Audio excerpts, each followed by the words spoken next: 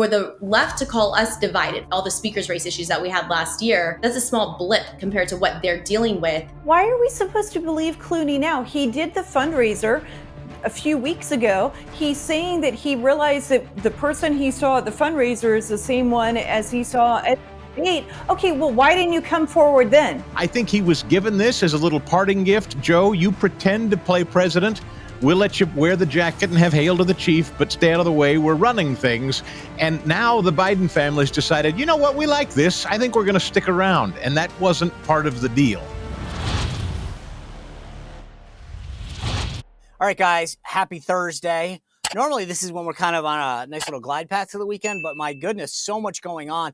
Big boy press conference happening. How the reaction of that plays out, I think, is everything. It is all on the line today. We're going to break it down with an amazing panel. And by the way, we proved unequivocally that Hollywood controls the Democratic Party. George Clooney's op-ed yesterday, we talked about this. It's going to break it down with the panel. This is it, man.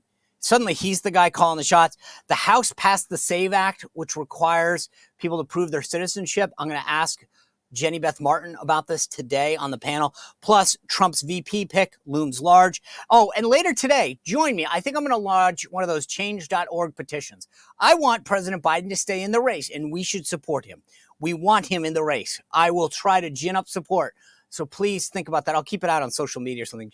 Maybe I got to come up with that. Anyway, another big thing for you. Guess what? I talk about Trump's Front Row Joe's coming out. Well, guess what? We have a DVD.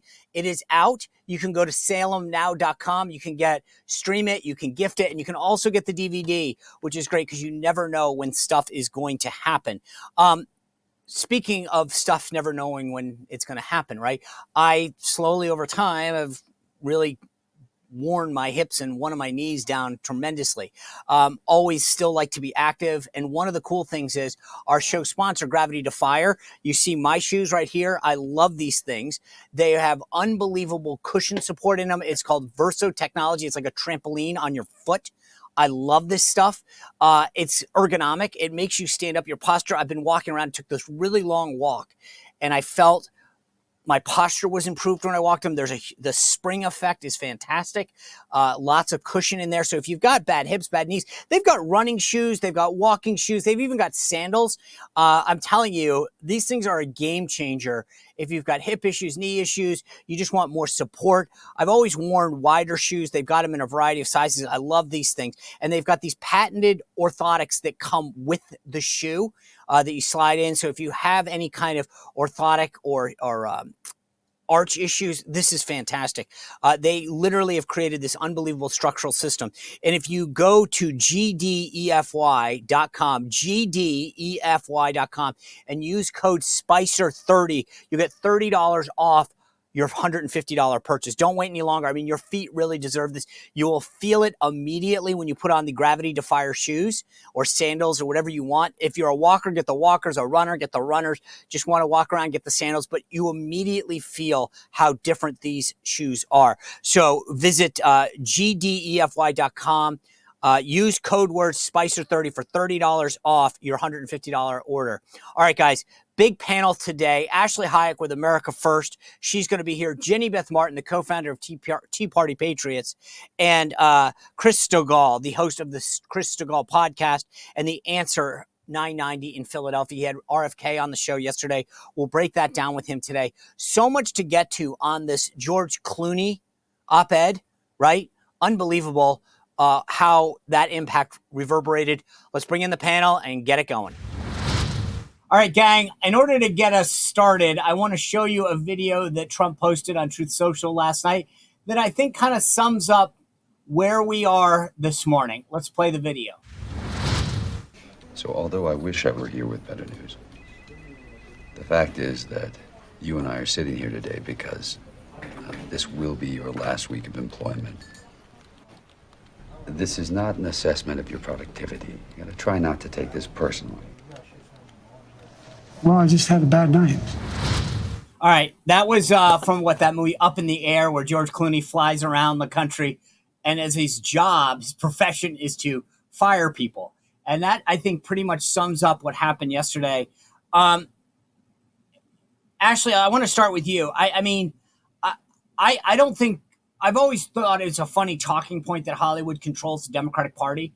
I cannot believe that after everybody else getting asked for 13 days, what they thought, they finally, all of a sudden, everybody freaks out because George Clooney.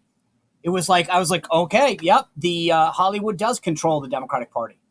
Well, first of all, this is exactly why Americans distrust big government, big tech, big media, and big Hollywood. They have led the ultimate cover up of President Biden and his administration's failures and inadequacies, hands down. I mean, we have seen gaffe after gaffe. Joe Biden falling down the stairs, falling off his bike, having to take the little stairs on the back of the plane, saying he beat Medicare, huge blunder. I mean, her report pointed everything out. So this is not new information. And so it's just amazing to me that now, because of George Clooney making this comment, everyone kind of freaks out and doubles down.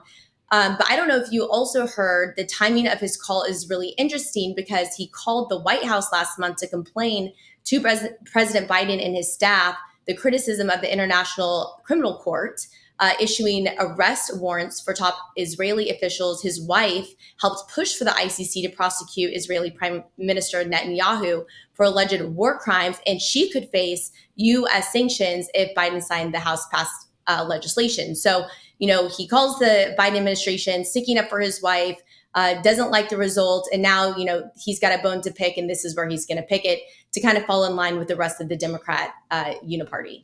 Yeah, but see, the thing, Jenny Beth, that I think is interesting is that, like, they've asked Pelosi, they've asked everyone else, and suddenly George Clooney says it, and then everyone goes, oh, my God, we got a problem. And I'm like, are you, like, wait a second, what about Nancy Pelosi's hedging her bets, Chuck Schumer? I mean, like, and suddenly it's Clooney that they all are like, oh, my God, now we got to pay attention. This is serious. It's Clooney. It's Clooney. And here's the thing. Why are we supposed to believe Clooney now? He did the fundraiser a few weeks ago. He's saying that he realized that the person he saw at the fundraiser is the same one as he saw at the debate. Okay, well, why didn't you come forward then? Why didn't you say something before the debate? You were perfectly fine seeing how he can't even keep up with what's going on around him. You were fine knowing that and allow him to continue and to raise money for him then. The only reason you don't want to do it now is because you got caught along with the media, along with the Democrats, along with Pelosi, along with Schumer. You're all caught. Now the whole country can see these weren't cheap fakes when Biden was having trouble over the last several months. It's real. He is a problem. He shouldn't be in charge of the nuclear codes. And the only reason they're coming out right now is because they're caught. And George Clooney was caught as well. Why should we believe him? He was perfectly okay allowing the whole entire world to let this man run our country without raising any alarm bells just a few weeks ago. So yeah, it's just totally ridiculous. I'm so glad you brought that up because I read this thing and he says in it, he wasn't the same Joe Biden that I saw when I held the fundraiser. And I go, oh, so you didn't say anything back then because why? All these people coming out of the woodwork. And I'm so glad you brought this up because I tweeted it out this morning where it's like, wait, so you all knew the only problem, the difference now is exactly what you just said, Jenny Beth, which is, oh, suddenly we all got caught. Like and I said this, if the debate hadn't happened, would any of you guys be saying anything? And the answer is no. They're just sort of like, oh, crap, you all found out what we've known, so now we have to act like, God, we care about this. But Chris Stigall, I want to kind of pull on something that Ashely mentioned, right? George Clooney had no problem calling the White House about his concerns with the International Criminal Court and its prosecution of Israelis, right? But when it comes to my friend, he has no problem just printing it in the New York Times. And I kept thinking to myself, for all the crap that we dealt with in the Trump White House, in some degree, rightly so, like I'm not saying about the infighting and the backstabbing. It's like, here's your good friend who the idea of here's how you're going to tell your good friend you've got a problem. I'm just going to write it in the New York Times and I'm going to call Obama first and then I'll print it. Nice friend. Yes, you said something interesting that I really have been. I say a lot of things that are interesting, Stephanopoulos. Well, one in particular, and I think this is the thing that I've been pummeling for about a month now. Where did that debate come from in the first place? No one is asking why in the world we all accept it as normal that we had a presidential debate on June 27th. I am not convinced that wasn't set up exclusively for this whole charade we're living through now. Someone wanted this guy to Okay, fail. so pause. They wanted it to be shown that way. I'm convinced. Okay, pause, because I want to pull this string, okay? Because I want you to answer me the question then. His staff, we know that. They're the ones who came up with this idea because the on-the-record answer is they wanted a game-changing shift in the narrative. Okay, so pull the string for me based on what you just said and answer the question. If Jen O'Malley Dillon, his campaign chair, or one of the other top staffers wanted this, right?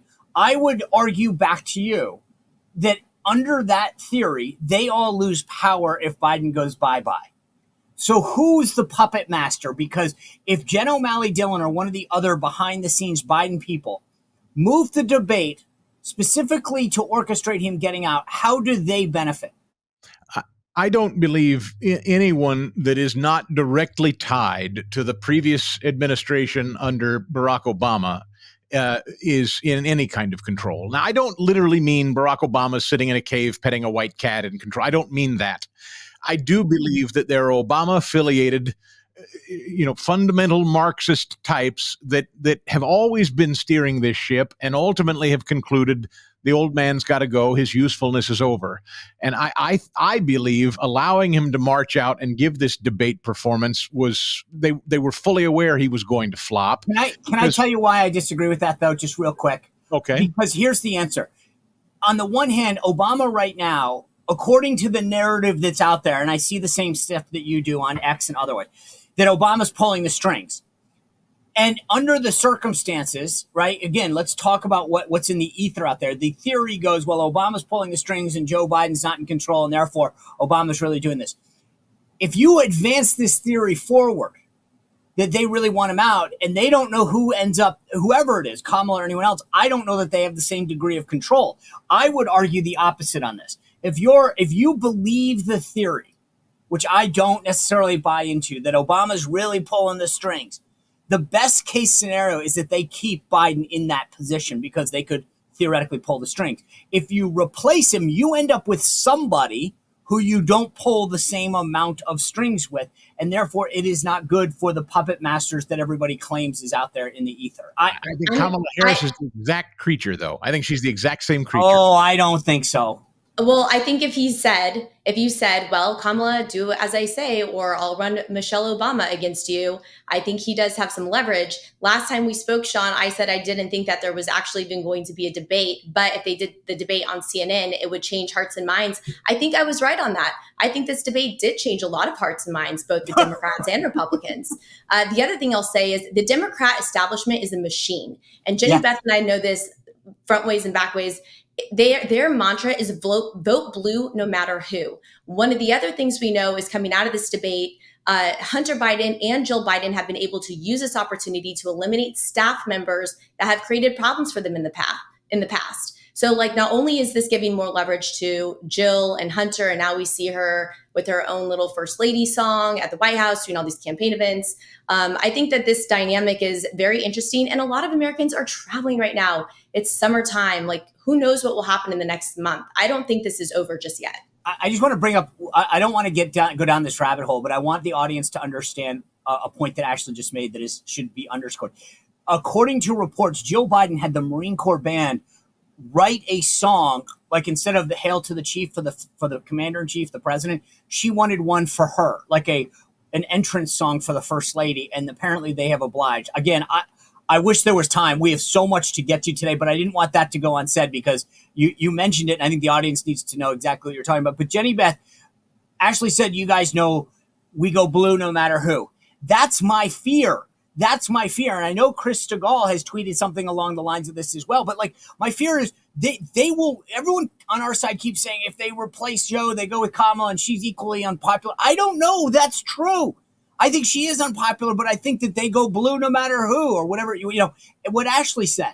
Yeah. And Jenny Beth, my concern is that I don't know that dynamic. Maybe they say, okay, we got rid of Joe. Everybody rally around Kamala and we'll take all this Hollywood money and do her a makeover or something and make her this unbelievable. And Jeffrey Katzenberg comes in and they orchestrate. I don't know. But what I'm saying is I don't like change. I admit it. I'm 52 years old. I don't like any change. Well, I think that the base is going to vote Democrat no matter what. And we can say the same thing about the Republican base. They'll vote Republican, I think, almost no matter what. So you've got the people in the middle. And I think that you have every reason to be concerned about change with those people in the middle, because you've got people who they don't like Trump, they don't like Biden. So right now they're comparing the two records together. But you might wind up with a situation where they don't like Trump and they're willing to roll the dice like they did in 2020. Maybe they'll get somebody better if it is somebody other than Biden. And I think that's what I worry about. I think it's concerning. I think that if it's Kamala Harris and Gretchen Whitmer, that could be concerning. Trump in Georgia is doing really well with suburban moms, especially even on immigration right now. But that may change if it's two women at the top of the ticket. You just have it's unknown. It is completely unknown. And if I were a Democrat and truly diabolical, I would, which might be, you might have to be a Democrat. But the fact is, here's what I would do next week. If I were going to step down and not run anymore, or even step down as president, I'd do it in the middle of the RNC convention and just blow up the RNC's full week of earned media and get my messaging in there and dominate the news for the next month. And I don't know what's going to happen. What I know is no matter what the Democrats decide, our job in my organization and activists and your audience who watches and listens to you, we have to do every single thing we can to make sure we are securing the election and that we turn out the vote and we win. That is our job no matter what the Democrats do, and we have to keep laser focused on that. All right, look, no one saw that Clooney op-ed coming. And to be honest with you, we don't know when an emergency is going to strike. That's the beauty of an emergency or a Clooney op-ed or who knows what happened. I know, though, if an emergency happens, I'm going to be fine. I've got a Patriot Power Generator 2000X in my house right now. I've told you guys the story before, but about 10 years ago, we had our power knocked out for 10 days. I had to run back and forth to a gas station, hoping that it was open, by the way, so I could fill up the generator I had at the time that would run for a few hours. We had a few things we were able to plug in, and then I'd run back, hoping the gas station would still be open. The generator had to be outside. The cool thing about a Patriot Power Generator 2000X is it completely runs on solar panels that come free with the generator. That means no gas, no fumes, no noise. You can bring the Patriot Power Generator 2000X into your house. You can power for hours on end the biggest things in your house, your refrigerator, your televisions, computers, devices, medical issues, anything that you want. Plus, if it's not your house, a family member, a friend, is completely portable. You can bring it around. I think this is something that you want to do right now. Go to 4patriots.com/Spicer to get your Patriot Power Generator 2000X, because you don't know when George Clooney's going to drop a bomb on you. And maybe it'll be days that you go without power, like the Biden campaign is right now. So go to 4patriots.com/Spicer to get your Patriot Power Generator 2000X, so you know you are ready in a time of emergency. Chris Stigall, you name-checked Barack Obama. If this was a debate, I think you'd get 60 seconds to respond. I'm going to give you your 60 seconds. But you weren't maybe too far off on the whole, like, sitting in the den with the white cat thing. I want to play for you what Joe Scarborough said this morning on Morning Joe, because I don't think that we were that off on this. Take a look. Say one thing that we do have to underline here, just so viewers can follow what's going on behind the scenes, is the Biden campaign and many Democratic officials do believe that Barack Obama is quietly working behind the scenes to orchestrate this. And this is the reality. Jonathan Lemire, Joe Biden is deeply resentful of his treatment under not only the Obama staff, but also the way he was pushed aside for Hillary Clinton.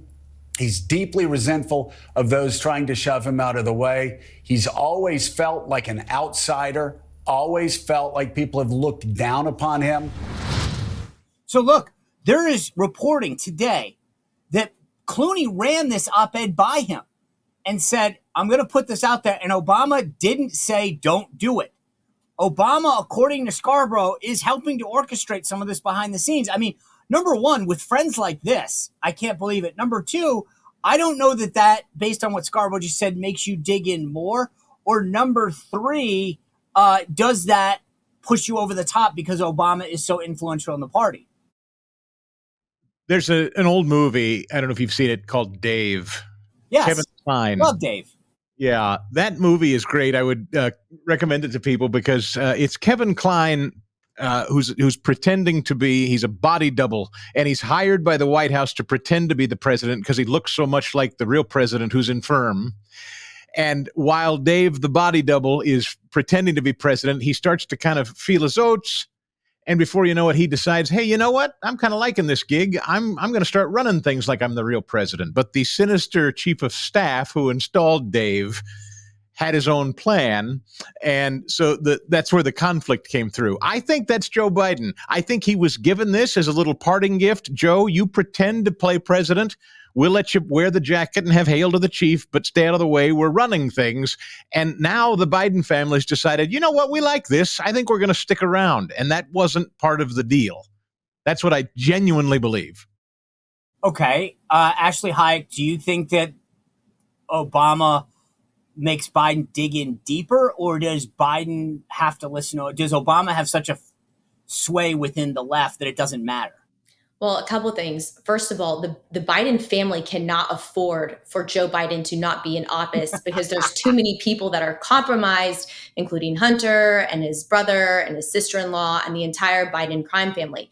The second thing is we're forgetting that there's still a significant number of Democrats who still support Biden running for this second term. And it shows a major significant fracture within the party. And this discord, it's not just a political issue, but it has major implications for just our country's economic security, our stability. They care more about maintaining control of the White House than they do about finding someone who could actually provide solutions that would help everyday Americans. So for the left to call us divided, for us to call us, with our speakers race, with all the speakers race issues that we had last year, that's a small blip compared to what they're dealing with when it's over who's going to be the commander in chief. And you contrast that with President Trump coming to Congress and bringing together Mitch McConnell and bringing together, Speaker Johnson and really having unity. The conservative movement has their eye on the prize is to take back the White House, the Senate, and Congress and have an incredible first 100 days of a new administration. I'm so glad you brought up the speaker's race. Remember how everyone was wetting their pants and they're like, oh my God, you're absolutely right. It's like now we're going, remember that speaker's race that you guys thought was so funny? Yeah, you got a little problem of your own. Yeah, exactly. All right, Jenny Beth, let's turn to right now. Literally, I know just for the audience, we're a little ahead of the game here, but this 5:30 presser. I'm sorry. After everything that I've seen as a staffer, I've spent my life as a staffer. It's malpractice what they did to this guy. Like Biden or hate him, it doesn't matter. The idea that they basically float all these stories that he only is alert between 10 and 4, that he goes out and says, I need to rest more and do less at night. Right. And then they say, hey, how about this? After 3 days of NATO meetings, why don't you do what we're going to call a big boy press conference, which frankly, I find unbelievably demeaning to your own boss. Right. And then we're going to make you subject to like that. Look, if he misses tonight, this is it. They set this guy up. Chris Stigall talked about, the debate getting moved up. This press conference, I don't see how you survive if this thing goes south. I don't see how you survive if it goes south. But if it doesn't go south, how do we know how much was staged and how much was real? We already know that they give questions to reporters and reporters repeat the questions that they're given, that he has a list of which reporters to call on. He knows what the reporters are going to ask before they ask it. So even if he does a great job on it, how much can we believe is real versus just what they want us to think? So it'll be interesting to see. If he does terrible, it will make a difference. If he doesn't, I don't think it proves very, very much to us about how capable he is or is not. No, but I think it gives him the ability to stay and fight, right? Chris Stigall, he does okay tonight. Like he gets a walk in baseball terms, right? If he gets on base. Yeah, Jenny Beth is exactly right, though. Axios today was writing, it was Jim Vandehei, he wrote something like, yeah, boy, now let us at him. Now we're really going to make him prove his. I was like, oh, shut up. You guys have known, as she just said, for 3 years that he's been literally reading cards. He starts every press conference going on, "Oh, I better not call on anybody they don't want me to. I'll get in trouble." How many times has he said he'll get in trouble if he doesn't do what he's told? Everyone knows the guy never had his faculties. He's literally read the questions coming at him from the people he was going to call on what they were going to ask. These guys were complicit. Okay, For the press now to act like they're going to hold him accountable today at this press conference, please. Let me just let the audience, this is, you referenced Axios, Chris Stigall. Let me tell you, this is what he wrote today. A red-hot press corps which feels ignored, used, and deceived. It's like it's an ex-girlfriend. Will get its first true unfiltered crack at grilling President Biden, the most media-sheltered president of modern times. The dogs are loose, a Biden advisor told us. First of all, I think, Chris Stigall, what you're saying is spot on. Like, I'm sorry, for 3.5 years, you guys haven't done your job. You've been complicit in this, and now you're like, oh, we're coming out for a fight today. Dude, you guys were the problem. You covered it up, and anybody that brought it up, you gaslit. And suddenly you're like, oh, my God, we need to get out there. Like, you're scorned. I'm sorry. You were part of the problem. Right. Well, 3.5 years, try 7, 8 years, even before that. Look what they did to President Trump when he was in office. It was horrific. All the Russiagate, Russia collusion, just the complete nonsense. Go back to 2014. Robert Gates said Biden had been wrong on every significant foreign policy and national security decision for 40 years. 2021, he doubled down. So, I mean, this is not new to anybody. And what they're doing right now to Joe Biden is exactly what the Democrat, again, it's big tech, it's big media, it's big Hollywood, it's big government. They're all colluding with one another to try and take him down. But you've got Jill and Hunter all dug in on this. So they have so much division, but they've been at this for a very, very long time. Just remember, Ashley, the same people that are, quote, colluding to take him down are the people that put him in. That's right. Big tech. All these people are responsible for him to begin with. And covering up and all this. And suddenly everyone's like, they're colluding. Yeah, they colluded in the first place. That's how he got here. By the way, it was funny you bring this up yesterday. Some people were flagging it for me. Some I saw on my own. But I'm reading some of these so-called journalists going, you know, look at how they're treating Karine Jean-Pierre in this White House. They never treated Sean Spicer like that. And I'm like, are you that stupid or are you deaf and dumb? I'm like, I haven't seen her mocked on SNL. Have you? No, but I can't say I watch. So that's, but I will say this. The funny part is every time I get asked that question, I'll go, listen, I don't want to sound like I'm whining. Pick any day that I gave a briefing and pick any day that Psaki or KJP gave a briefing and you tell me, because everyone says, oh, you guys in the Trump administration always whine about that. I go, I'm not going to whine. I'm not going to just you X person go watch any day that I gave a briefing and go watch any day that either one. And you tell me. Because I think what freaked KJP out was she was like, oh, my God, we're on the same team. Why are you asking me these questions? You're supposed to nod. Jenny Beth, let me ask you this. How long do you think today goes? I mean, we're living this in real time right now. But do you think they keep acting like this is going to go for a while? And I remember Jill Biden specifically getting really pissed when remember when he tried to go out after her and when he gave that other press conference and there was this after event reporting that she was furious at the staff for not yanking him out. How long do you think he goes today with the media? I don't think they want him to go. The people who want him to stay in don't want him to go very long at all. So I don't know how long it will go. If Jill's in the room, she'll go over and pull him as quickly as she could. You answered every question, Joe. But here, no matter whether he is perfectly mentally capable or not, he's never given a press conference the way that Trump does. Trump will get up and say, okay, ask me whatever you want to ask, keep on asking, and he'll go for 90 minutes to 2 hours just answering question after question after question. Yeah, I don't think that Biden on his very, very best day could handle that. And even if he could, he would never get the same kind of animosity in the questions that are being asked. So it'll be really interesting to see how long they allow it to go. I think the longer it goes, the worse it is for Biden. And frankly, give me a number. What do you think? 25, 30 minutes? I think even if he goes 25 or 30 minutes, I don't think he's it's going to be a very pleasant experience for him. Look at what we just saw from Stephanopoulos. It was only 10 or 15 minutes. Yeah, no, so he doesn't have the energy to do this. All right, and then, by the way, Stigall, they announced this Lester Holt interview for Monday, and I was like, dude, what part of like him? He literally said the other day, I need to work less and do less things at night and get more sleep. And they're like, how about a 5:30 press conference on Thursday and then a Lester Holt interview on Monday? I'm like, dude, I get you why you have the thoughts that you do, Stigall, because I'm like, what the heck did his staff miss in the memo here? Well, and again, mind that interview is going to air on Monday, kickoff of the RNC. So that's interesting to me. I guess they're trying to counter program. I do wonder if Lester Holt will be the next journalist that will be approached randomly on the street and asked his opinion of Biden. And then he'll say, I don't think he can stick around. Oops. I think even that this is how kook conspiracy I am. This George Stephanopoulos thing where somebody runs up to him on the street and says, do you think he can hang around and stick it out? And George says, no. And then ABC says, oh my gosh, we shouldn't have said that. I think even that was a plant. I think these guys are all together in on this thing. I think Lester Holt, George Stephanopoulos, they all want him gone. And I don't think any of this is going to do him any favors. If I were Biden, I'm not advising him, but if I were Biden, I agree with you. I surely would not put myself in a position where I'm sitting down with anybody right now.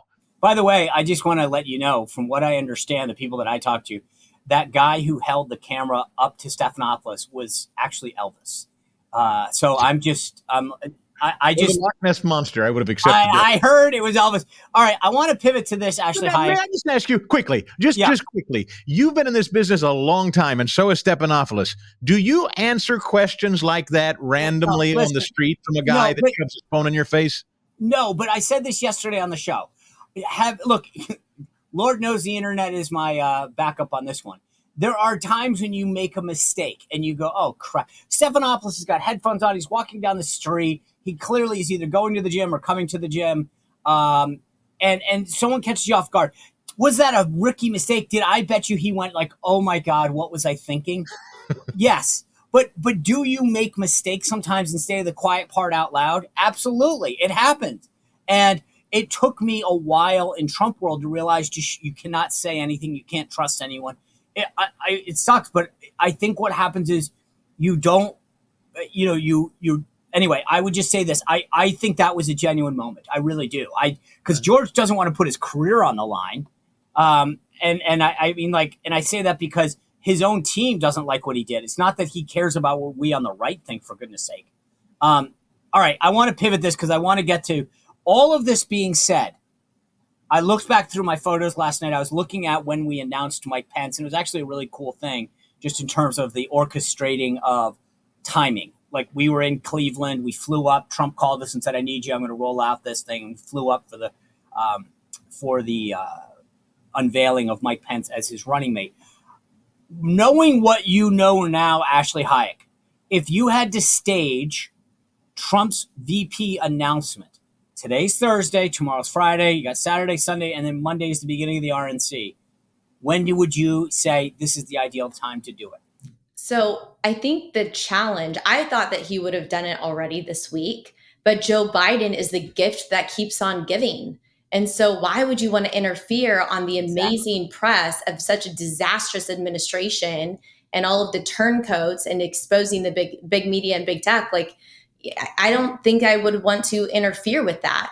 The other thing is, if you look at who the backups are for and who they're talking about, they're showcasing the worst of the Democrat Party. Gretchen Whitmer, Kamala Harris, Gavin Newsom, that's the best you got?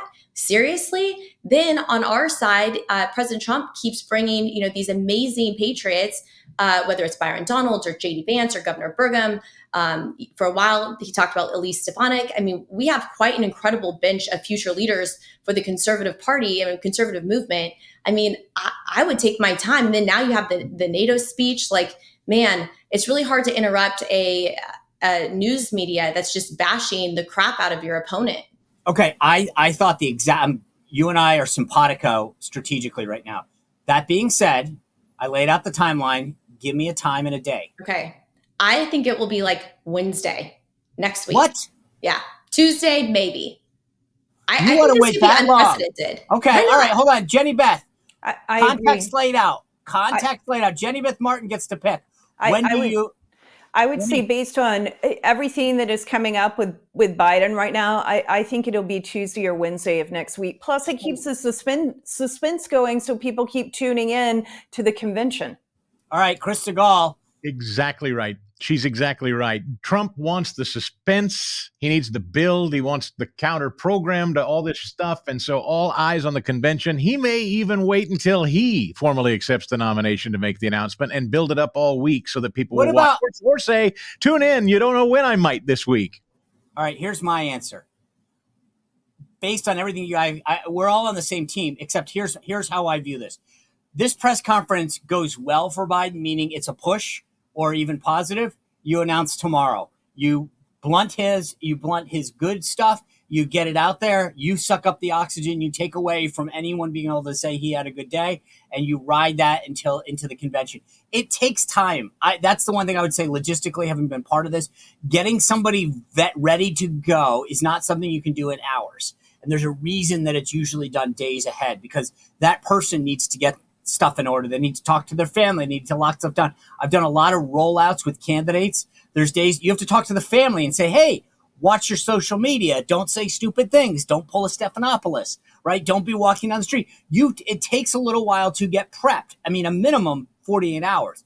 I think if Biden has a good press conference, do it tomorrow. If he has a bad press conference, I agree with everything you guys are saying, kind of what Ashely laid out. Let it ride, go as long as possible, maybe Monday, and then do it. But I think you need time. All right, how about this? Let me just throw this out there in terms of the style and the logistics. What if we do it Apprentice style? He brings the finalists on a stage Monday night. They sit around, and he says, Marco, you did a great job with all the tasks. I watched you on This Week. You were great with Christian Welker. And then he goes around, gives each one, and he says, so-and-so, you're fired. And he builds it up to the point where somebody becomes the nominee. All right, Ashely, how's that? Well, I saw Governor Jindal tweet something similar, and I think it would be excellent programming. Or he could do a Dancing with the Stars edition, which would be pretty awesome. That would be good. But I don't know that you'd want those judges. How about something like The Bachelor or The Bachelorette? He hands them a rose. A little American flag. There you go. Yeah. I like Ashely that. Hayek coming through with that. What if you handed them I like this. You hand him a flag. Oh, all right. All right. Let me ask you this. Jenny Beth Martin, you've been very active in the party, the movement, Tea Party Express. What did you think of the platform and how it's done in terms of style and substance? I think that the platform is a much different document in 2024 than it has been in years past.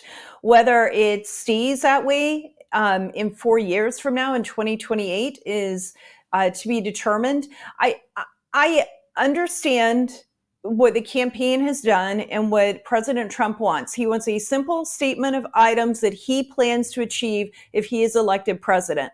And the campaign only wants to have to defend things that tie to those statements because their job is to get the president elected. And I completely understand that.